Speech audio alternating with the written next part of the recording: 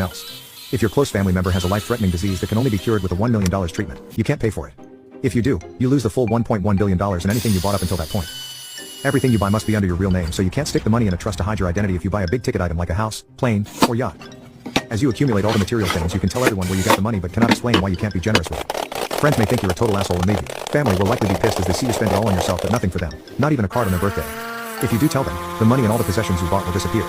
If you don't succeed in spending the entire first $100 million in 1 year, if you spend the $100 million in 1 year and succeed in not telling anyone the catch, you get to keep the remaining $1 billion and can then tell everyone how you have to. So, you accept. If you're married, the same rules apply. Nothing you buy can benefit your spouse. If you buy a house, they can't live in it with you.